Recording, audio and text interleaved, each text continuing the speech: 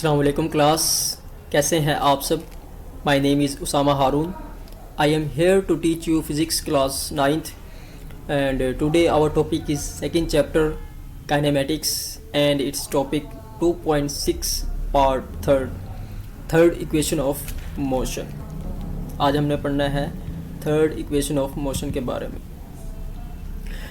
मैंने पहले ही बताया कि कोई भी जो ऑब्जेक्ट है, कोई भी चीज़ है जो कि डिस्टेंस कवर करती है, तो उसके पास इनिशियल वेलोसिटी भी होती है, फाइनल वेलोसिटी भी होती है, एक्सेलरेशन भी होता है, टाइम भी होता है. टाइम इसलिए होता है क्योंकि उसने कुछ डिस्टेंस कवर किया होता है. जबकि कोई भी चीज़ है वो अगर कोई डिस्टेंस कवर करती है तो उसके लिए कुछ टाइम लगता है. तो और मैंने ये भी बताया था लास्ट लेक्चर में कि स्पीड टाइम ग्राफ जो है वो वेरी इंपॉर्टेंट है तीनों इक्वेशंस ऑफ मोशंस को एक्सप्लेन करने के लिए. तो ये कहते हैं in speed time graph show in the figure 2.26 the total distance as travelled by a body is given to the total area OABD under the graph. ये भी मैंने आपको लास्ट लेक्चर में बताया था.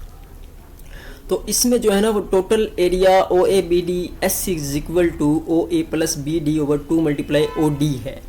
तो ये कहाँ से आया? तो इसके अंदर जो है वो एक होता है एरिया ऑफ ट्रापेजियम. ये मैंने लिखा हुआ है इधर, एरिया ऑफ ट्रापेजियम.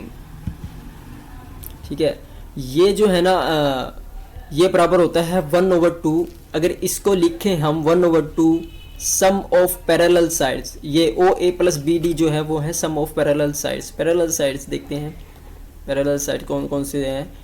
OA है और BD. OA भी पैरेलल है BD के. OBD बराबर पैरेलल है ना OA के. ठीक है, तो ये है पैरेलल साइड्स. और मल्टीप्लाई हाइट क्या है? हाइट इसमें होती है OD हाइट है ना, ये हो जाएगा T. ठीक है, ये देखें मल्टीप्लाई OD क्या है? हाइट है. ये हाइट लिखा हुआ है. ठीक है, तो ये ऐसे आया. ठीक है, एरिया ऑफ ट्रापेजियम होता है इसमें. तो ये 2 जो है वो S के साथ मल्टीप्लाई हुआ, ये हो गया 2S is equal to OA plus BD multiply OD. तो अब हमने क्या किया? मल्टीप्लाई कराया BC ओवर OD को दोनों तरफ. ठीक है, बोथ साइड्स पर हमने BC ओवर OD को मल्टीप्लाई किया क्योंकि BC ओवर OD बराबर है A के. ठीक है, इसको मल्टीप्लाई कराया तो 2S multiply BC over OD is equal to OA plus BD multiply OD multiply BC over OD. ठीक है, दोनों तरफ मल्टीप्लाई करा दिया. अब हमने क्या कहा? BC ओवर OD बराबर है A के, तो ये A हमने लिख दिया. ठीक है, आ रही है समझ? Putting the value in equation 2.7. ठीक है, इज इक्वल टू OA बराबर है VI के. OA बराबर है VI के.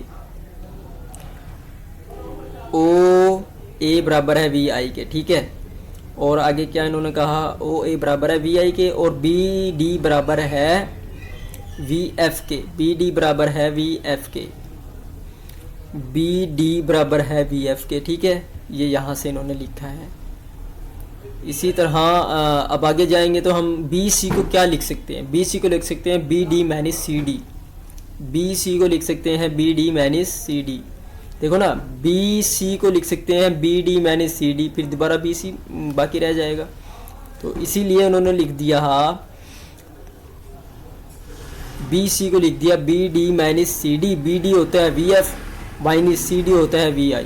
ये उन्होंने लिख दिया. ठीक है, फिर इसको सॉल्व करेंगे. VI plus VF into VF minus VI, इनको सॉल्व करेंगे, वो हो जाएगा VF माइनस VI, VF का स्क्वायर माइनस VI का स्क्वायर. ये जो 2S था और जो A बचता है, A यहाँ पे आके मल्टीप्लाई हो जाएगा. वो A जो यहाँ पर बचेगा, ठीक है, वो यहाँ पर मल्टीप्लाई होगा तो वो हो जाएगा 2AS. ठीक है, आई होप के थर्ड इक्वेशन ऑफ मोशन भी आपको समझ आ गई होगी. इसके बाद है 2.7 motion of freely falling bodies. 2.7 motion of freely falling bodies.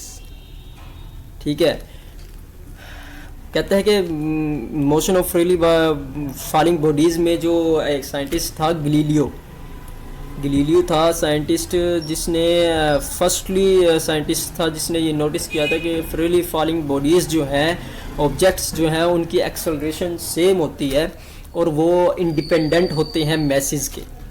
उनके मैसेज जो है वो किसी मतलब वैल्यू नहीं होती मैसेज की कोई भी कि ज़्यादा है या कम है, मतलब उनकी जो एक्सेलरेशन होता है वो सेम होता है।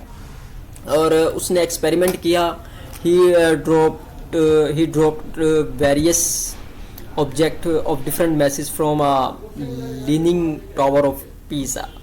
ये वेरी वेरी इंपॉर्टेंट एमसीक्यूज़ है कि उसने कहाँ पर एक्सपेरिमेंट किया था, कौन सा टावर था, ठीक है, ये एमसीक्यूज़ में आ सकता है, ठीक है। He found that all of them reach the ground eight same time. वो कहता है कि उसने ये नोट किया कि जितने भी मैसेज उसने फॉल कराए थे वो सेम टाइम पर ही ग्राउंड पर रीच कर रहे थे।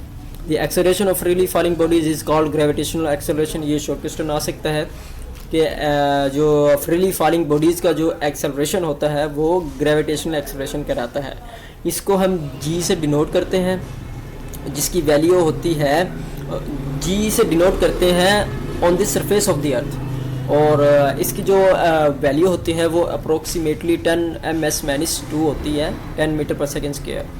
और फॉर फॉलिंग डाउन फ्रीली जो है वो होती है पॉजिटिव, और फॉर मूविंग अप जो है वो होती है नेगेटिव। मतलब फॉर फॉलिंग डाउन फ्रीली जो है वो होता है 10 ms-2, और अगर ये मूविंग अप है तो उसके लिए ये नेगेटिव हो जाएगा, वो हो जाएगा -10 ms-2।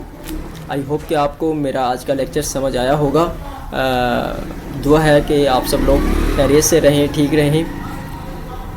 अल्लाह हाफिज़।